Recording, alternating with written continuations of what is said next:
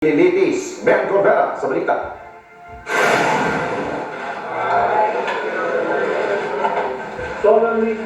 Naniniwala ang mga senador na hindi dapat ma-dismiss ng walang paglilitis ang impeachment complaint laban kay Vice President Sara Duterte. Ayon kay Senador Tulfo, haharangin niya kung may kasamang senador na maghahain ng motion para ipa-dismiss ang reklamo. Malinaw naman anya sa saligang batas na dapat magkaroon ng paglilitis at magbaba ng hatol kapag may inakyat na impeachment complaint sa Senado.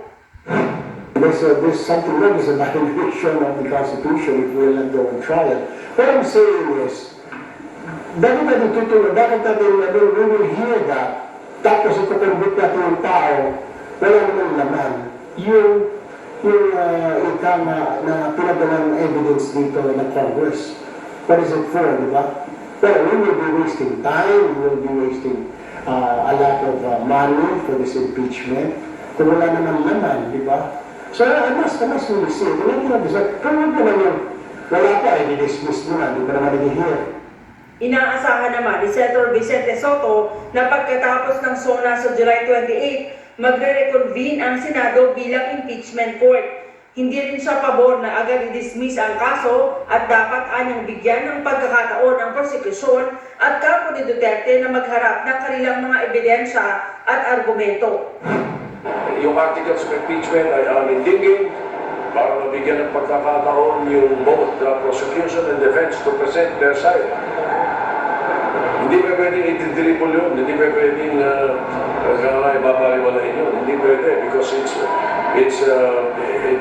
what the Constitution says. We have to follow the Constitution. Naniniwala naman si Senator Joel Villanueva na kailangang sundin ang itinatakda ng saligang batas at dapat pakinggan ang reklamo. Paglilinaw niya ang pagbabalik sa Kamara ng Articles of Impeachment ay hindi nangangahulugang i-dismiss ang reklamo laban sa Vice Presidente, kundi paglilinaw sa mga kwasyong legal. Isa si Villanueva sa 18 senador na bumoto pabor na ibalik sa Kamara ang Articles of Impeachment na isinampa sa Senado ng Prosecution Panel. Meron na po kami ng mga dokumento at mga pwedeng gawin na aralin na mga isinumite po sa amin. Ang para sa akin lang po, sa ating mga kasamahan dito sa Senado, and you and I know very well from day one that I have been calling for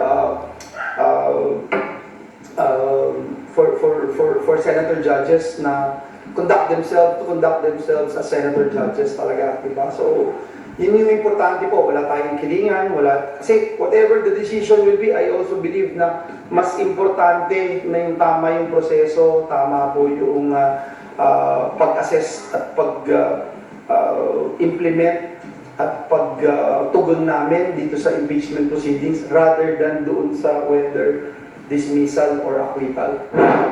Mayan Cordera para sa Mata ng Agila, matatag, matapang, matapat.